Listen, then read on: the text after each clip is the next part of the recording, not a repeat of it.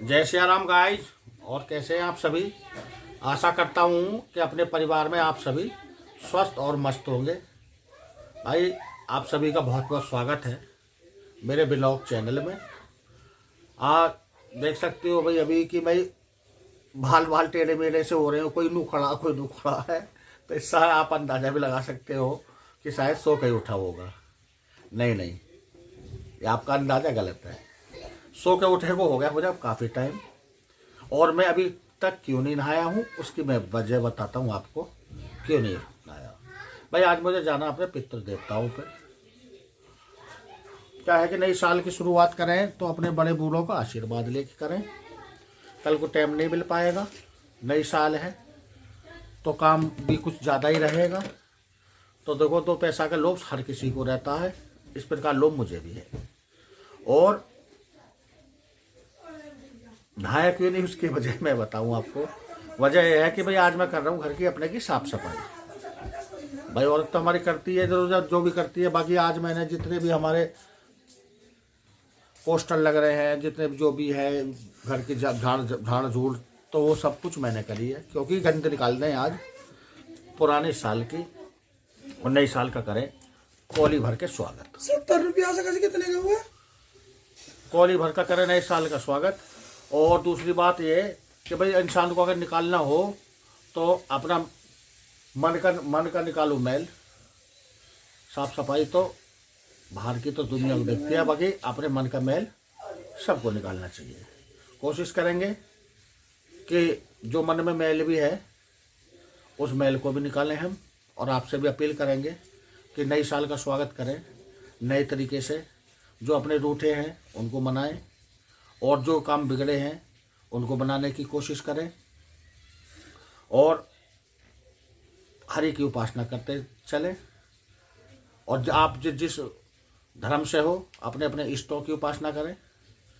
मुस्लिम से हो तो अल्लाह की इबादत करें, और भाई सिख धर्म से हो तो भाई वाहेगुरु की इबादत करें। आप जिस प्रकार से जिस भी धर्म से है, वो मेरा कहने का मतलब है कि उनको नमन करते चलो।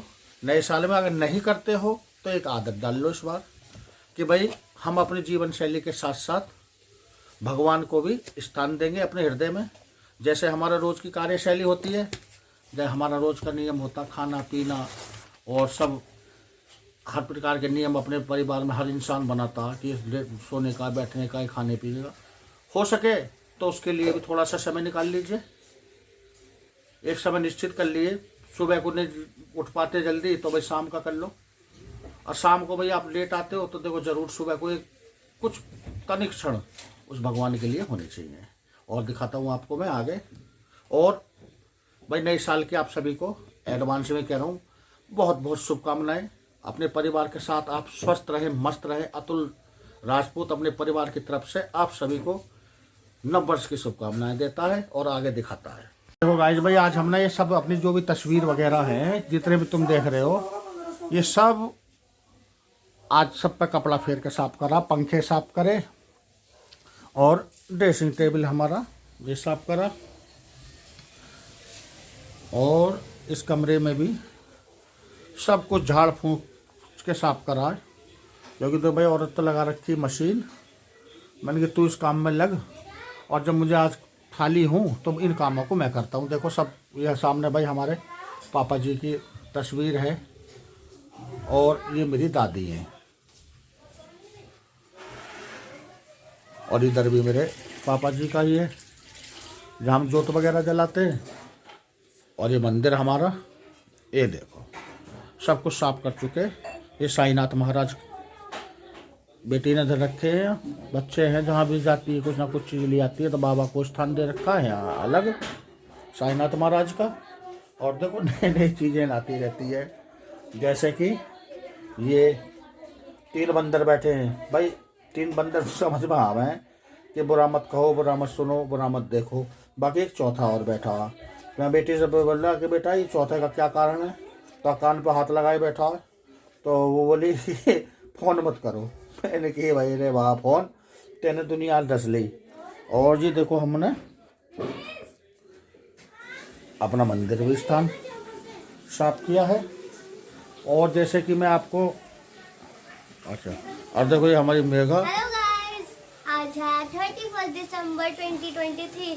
कल से 2024 लग जाएगा, तो आपको अंकल और हमारी तरफ से नववर्षी हाँ बोल बोल हैप्पी न्यू ईयर। तो कल है ना, पर हो सकता है कल शायद पता नहीं क्या। भाई बच्चे घूमने जा सकते हैं कल। हाँ। तो एडवांस में ही वो हैप्पी न्यू ईयर बोल रही है भाई, इसकी सब तरफ से बहुत बहुत शुभकामनाएं आप सभी को।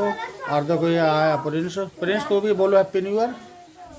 भाई प्रिंस 10 रुपया ले फिर है, बहन के छीन लिए अपनी के, चुरा लिए 10 रुपया। अब उनको खाने की कर रहा हो जिद है भाई। 10 रुपया क्यों ना देता है लौंडिया के है भाई।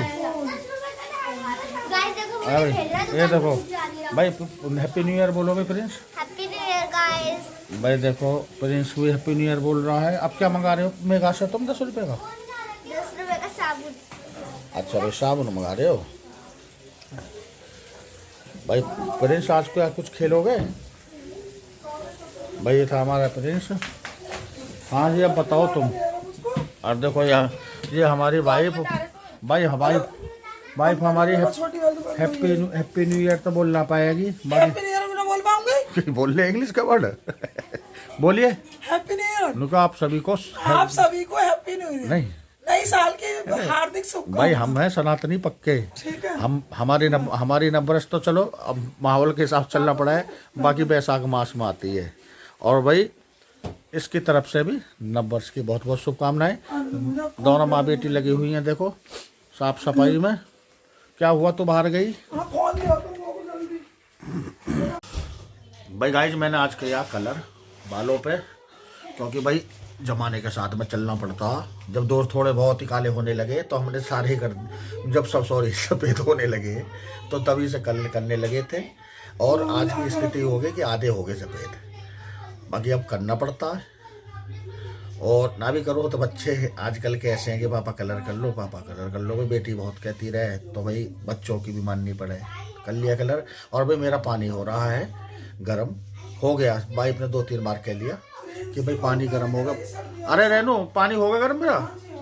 पानी मेरा गर्म होगा गाइज, मैं नहा लूँ। भाई गाइज नहा धो के हुए तैयार और पूजा पाठ ले कर काफ़ी समय हो गया।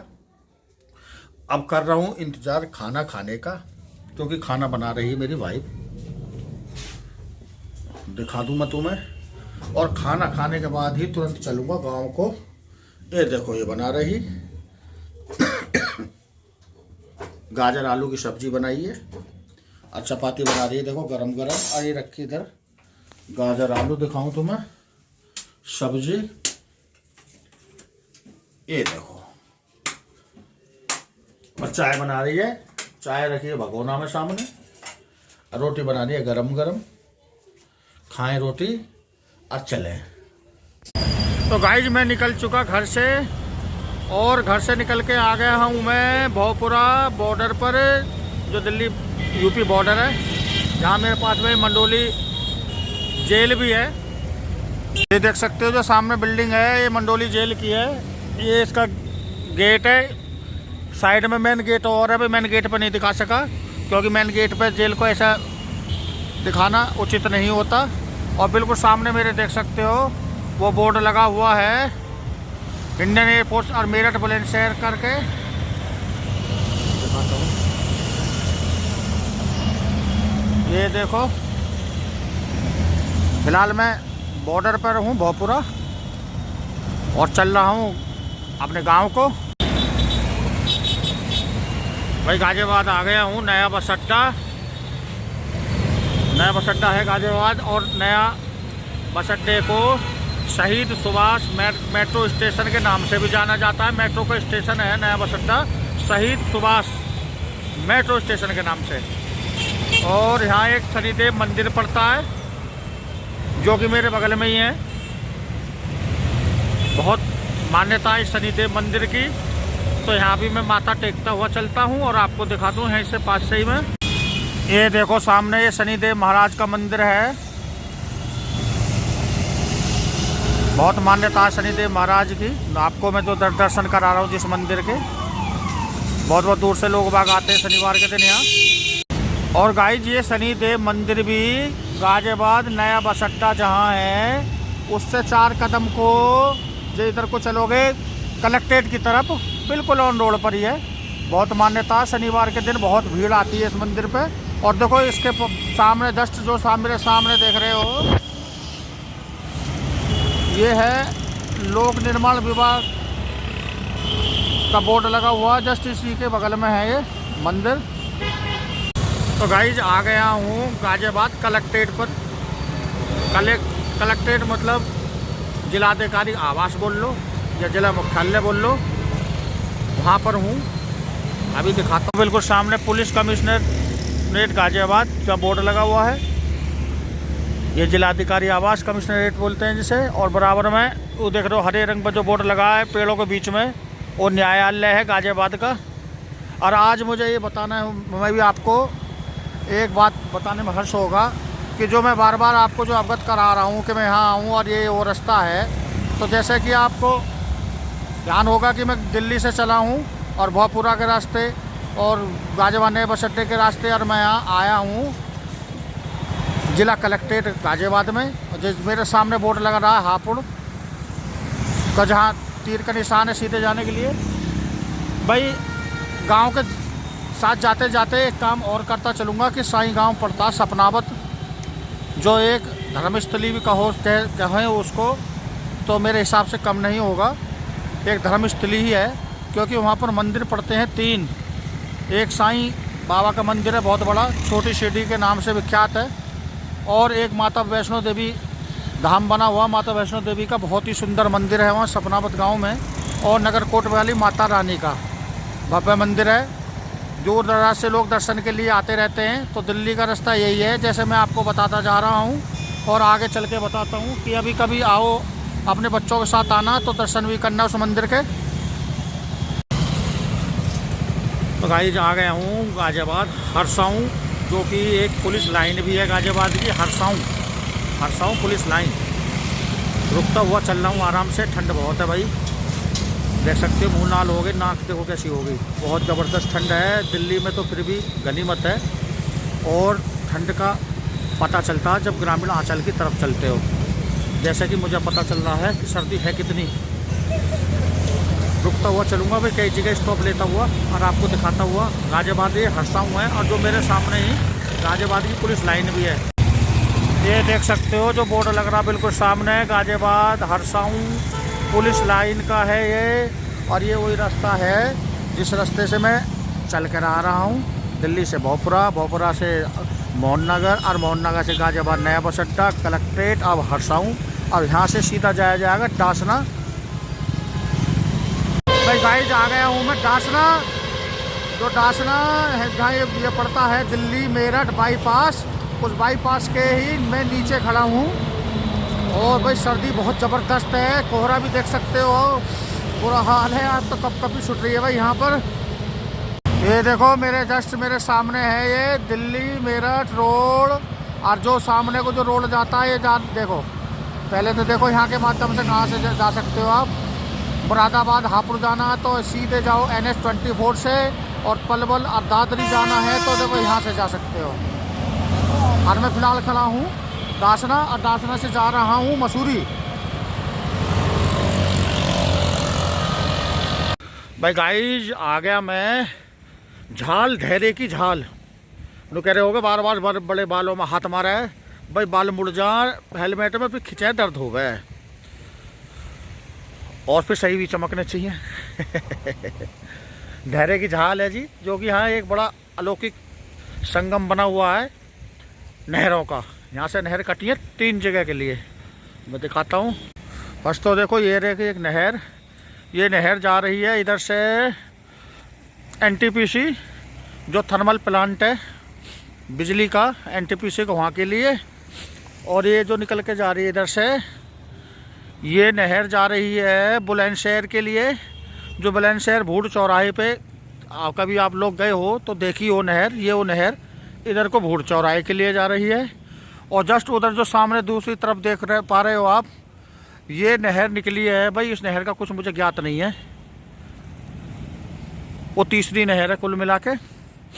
और ये है धैर्य की झाल, जो NTPC को रास्ता जा रहा है, वो जहाँ सामने वो ट्रक आ रहा है जो NTPC के लिए जा रहा है, जो थर्मल प्लांट है बिजली का, दादरी वाला कह लो।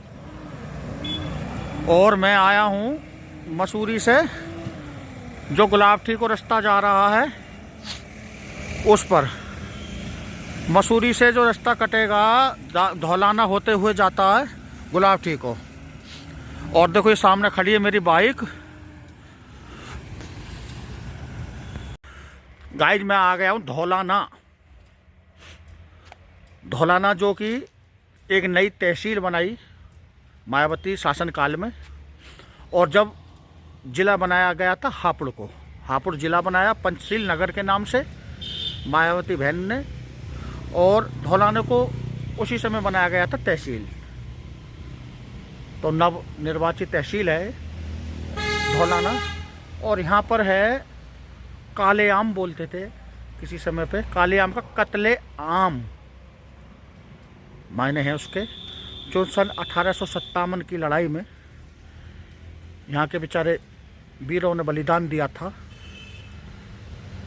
उनकी याद में ये शहीद स्तंभ बना हुआ है। तो रास्ता से निकल के जा रहा था तो मैंने कि नमन करता हुआ चलता हूँ इन धरती माता के महान सपूतों को, जिन्होंने देश की आज़ादी के लिए लड़ते लड़ते खुशी खुशी फांसी के फंदे पर चढ़ गए थे। देखो भाई गाइज, ये है वो शहीद स्तंभ जिसमें लिखा हुआ सामने देखो, भारतीय प्रथम स्वतंत्रता संग्राम 1857 ईस्वी में फांसी प्राप्त उन बलिदान करने वाले अमर शहीदों वीर सेनानियों की नामावली, जिनकी पावन अस्थियों पर यह स्तंभ स्थापित किया गया है। एक थे लाला भनकुमल, साहब सिंह गहलोत, किड्डा सिंह गहलोत, मक्खन सिंह गहलोत, दौलत सिंह गहलोत, दुर्गा सिंह गहलोत, दलेल सिंह गहलोत, वजीर सिंह चौहान, सुमेर सिंह गहलोत, चंदन सिंह गहलोत, जिया सिंह गहलोत, जिराज सिंह गहलोत, मसाहब सिंह गहलोत, महाराज सिंह गहलोत। तारीख 29 नवंबर 1857 को धौलाना जब्त किया गया। इनको यहाँ पर कभी काले आम बोलते हैं। अंग्रेजों ने बेचारों इन जितने भी मैं अभी नाम बोल रहा हूँ, ये भारत माता के वीर सपूतों को इसी जगह पर फांसी दी गई थी 29 नवंबर 1857 को। ये उनकी याद में शहीद स्तंभ है। और देखो जी, गहलोत जो बोल रहे हैं, ये सिसोदिया हैं। क्या है कि एक गोत्र का गहलोत भी होता है, मैं भी सिसोदिया वंश से ही आता हूँ। सिसोदिया हैं बेचारे सब। और इनके नाम को मैं पढ़कर जो आपको बता रहा हूँ, तो वास्तव में मेरे यकीन मानो कि मेरा भी रोंगटा खड़ा हो रहा है कि ऐसे महान वीर सपूतों के वंश से मैं भी आता हूँ, और अपने आप को बहुत भाग्यशाली महसूस कर रहा हूँ कि हमारे वंश में ऐसे महान सपूत हुए जिन्होंने देश की रक्षा के लिए हंसते हंसते फांसी के फंदे पर चढ़ गए। तो नमन है ऐसे वीर महान सपूतों को। और देखो भाई, यहाँ पर 29 मई को मेला सा लगता है। साफ सफाई तो ठीक है, देखो बढ़िया व्यवस्था है। गेट लगाया हुआ है अंदर, और एक सरकारी नल भी है इसमें। ये देखो, ये लगा रखा गेट। अब यहाँ से चलेंगे साईं गांव सपनावत। धौलाने के रास्ते से यहाँ से कोई 5-6 किलोमीटर ही पड़ेगा साईं गांव सपनावत। गाइस, ये मंदिर है माता वैष्णो देवी का। बहुत ही भव्य और सुंदर मंदिर है। बहुत दूर से लोग बाग आते हैं जो अपने मनोकामना माता रानी से रख देते हैं। उनकी सबकी मनोकामना पूर्ण करती है माता रानी। ये मंदिर है माता वैष्णो धाम सपनावत गांव, देख सकते हो आप। बहुत ही एक अलौकिक और बहुत ही सुंदर चित्रकारी इस पे मंदिर पे है। और देखो, ये रास्ता इधर से गुलाबटी को जाता है। ये देखो चित्रकारी कितनी बढ़िया मंदिर पर उकेरी गई है। और ये देखिए, ये प्रसाद की दुकान है। ये श्रद्धालुगण, और सामने जस्ट बिल्कुल सामने माता रानी शेर पे सवार हैं। वो देखो, ये देखो सामने माता रानी शेर पे सवार। भाई टाइम ना होने के कारण मैं ज़्यादा नहीं दिखा पा रहा हूँ। आगे फिर कभी मैं ब्लॉग बनाऊँगा, गाँव आऊँगा तो पूरा ब्लॉग आपको दिखाऊँगा अंदर तक का। दोस्तों ये मंदिर है माता नगर कोतवाली का। ये देखो बहुत अच्छा मंदिर है, यहीं पर है। ये भी ट्रस्ट ने बनवाया है, नगर कोट राम माता का मंदिर ब्रजेश्वरी देवी का। बहुत ही बढ़िया सुंदर नज़ारा। और मेरे साथ कोई परेशानी कि भी समय का अभाव, इस कारण बस ना दिखा पा रहा हूँ अंदर से। किसी दिन ब्लॉग को सुंदर बनाऊँगा सारे मंदिरों को और अंदर से दर्शन कराऊँगा आप सभी। भाई गाइज मैं आ गया हूँ अपने गांव के रास्ता पे, और रास्ता वो भी जो मेरे खेतों की तरफ जा रहा है, जहाँ हमारे पितृ देवता हैं। क्योंकि दिन छिप जाएगा तो पितृ नहीं पूजे जाते, तो मैं पितरों को पहले वंदन कर दे आता हूँ दिन छिपने से पहले। और देखो मैं दिखाऊं तुम्हें, ये सामने नहर है, मध्य गंगा नहर है हमारी ये, जो कि बरसात में चलती है, सूख रही है अभी। जब गंगा में ज़्यादा बाढ़ आ जाती है, इधर उधर ज़्यादा पानी भर जाता है, तब ये नहर चलती है। मध्य गंगा नहर है ये। और इस रास्ते की बात करूं तो ये रास्ता गांव साईं गांव सपनावत से जा रहा है। नहर की पटरी सीधा हाफिजपुर पक्की चौकी जाके हापुड़ मिल जाता है। और ये सामने है थाना कपूरपुर, जो अभी नव निर्वाचित थाना है, जो हमारे गांव डहाना में ही बना है। और ये रास्ता सीधा यहाँ से जाएगा ब्रजनाथपुर शुगर मिल होता हुआ हाफिजपुर पक्की चौकी पे मिल जाएगा, जो हापुड़ से लिंक है। भाई गाइज आगे हम अपने खेतों पर।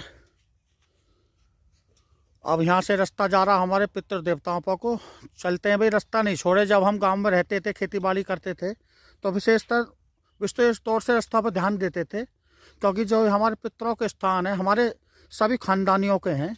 और होली दिवाली का बीच कुछ में जैसे बाहर शहर में रहते हैं, तो जब मौका मिलता है जब भी दर्शन करने के लिए आ जाते हैं। तो हम रास्ते का रखते थे ध्यान। अब रास्ता छोड़ा ही नहीं है बिल्कुल भी, सब काट रखा। देखो फर्स्ट तो ये बताऊं, मैंने अपनी बाइक खड़ी करी यहाँ, जो कि रास्ता कच्चा ही है। और ये गेहूँ बूरे हैं हमारे सगे संबंधियों के ही, ये वाले भी हमारे ताऊ के लड़के के गेहूँ हैं। और देखो रास्ता ऐसा है, इस रास्ते पर बताओ कैसे निकल के जाएं। रास्ते का कोई ध्यान ही नहीं देता। और हमारे भाई बंद रहते हैं, छोटा भाई भी रहता है, और भी हैं हमारे खानदानियों के कम से कम 50 जनों के पितृ देवता एक साथ ही हैं। कम से कम इतना तो सोचना चाहिए कि भाई रास्ता ऐसा तो हो जो बाबा के थान पे को जाने के लिए रास्ता रहे। बाकी ध्यान किसी का नहीं रहता। चलो क्या कहें, हम तो भाई कभी कभी आते हैं। अब यहाँ होली दिवाली भी इस बार, होली पे भी नहीं आना हुआ था इस बार। दिवाली पे नहीं, होली पे तो शायद आए थे हम। और अभी बीच में होकर गई थी हमारी वाइफ। और देखो गाइस, जो सामने गांव जो देख रहे हो, ये कभी हमारे खानदानियों के हुआ करते थे घेर। नए बासिया कहकर बासते हम गांव में, नए बासिया बोलते थे। तो ये नए बास गाँव था जो उजड़ गया था हमारे बाद में, फिर ये दोबारा बसा है। और इसमें सब मुसलमान ही हैं। बाकी हमारे गांव के कुछ लोग बेचारे फकीरों में से हो जाके हाँ जहाँ बसे। देखो ऐसा रास्ता है, सुनिए जी। ये हमारे गेहूँ हैं, आगे चाचा का लड़का है और खात वगैरह दिखे। और जो खंबा लग रहा सामने, वो ट्यूबवेल है हमारा। और देखो गाइस, ये हमारे आगे बड़े बूढ़े हमारे पितृ देवता। बहुत भाग्य है मेरा, बहुत किस्मत वाला हूँ जो आपने मुझे बुलाया है अपने दर्शन करने के लिए। नमस्कार है आपको, और नमस्कार है मेरे समस्त खानदानियों को, देवी देवताओं को, मेरा अतुल सिसोदिया का सबको प्रणाम। और देखो भाई, हमारे ये हैं बुजुर्ग, हमारे बाबा हैं ये पितृ देवता। तो गाइज ये है हमारे भाई पितृ देवता हैं। और देखो पूजन कर चुके हम, धूप दीप जला दी हमने। और पितर दिए अपने नवा।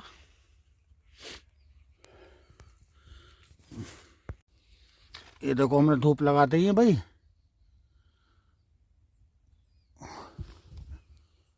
पहले यहाँ बहुत बड़ा पेड़ हुआ करता था, जहाँ ये तुम झाड़ झूड़ से देख रहे हो, बहुत बड़ा पेड़ था। हमारे ताऊ के लड़के ने उकाड़ दिया, यानी बहुत हरियाली रहती थी, कभी छावे में रह गए हमारे पितर। बाकी चलो, अब जो गांव में रहने वाले कर रहे हैं भाई वो जाने। और ये भाई हमारे सबके स्थान है, हमारे पूर्वजों के, सभी खानदान वालों के पितर हैं। और ये हमारे पितृ देवता।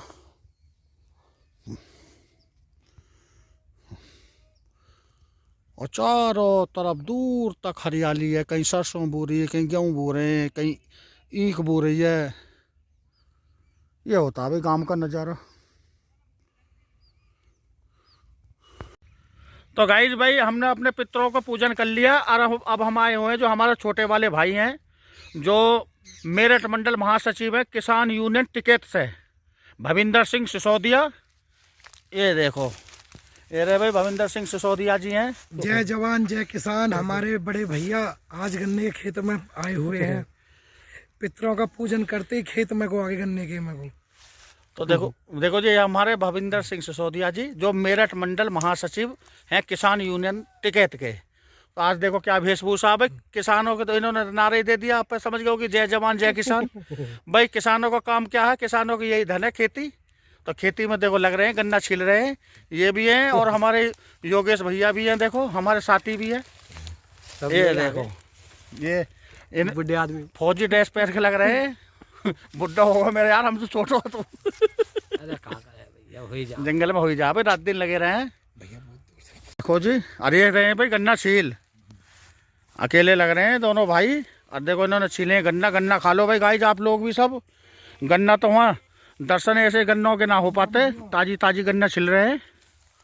सुनिए, अरे भविंदर भाई को तो हम देखते रहे भाई, जहाँ जहाँ भी इनके धरना हो में रोजाना इनके आता रहे, समाचारों में भी देखते हैं टीवी के माध्यम से हैं। आप गन्ने की पुली बांध रहे हैं, देखो जी भविंदर सिसोदिया जी हैं।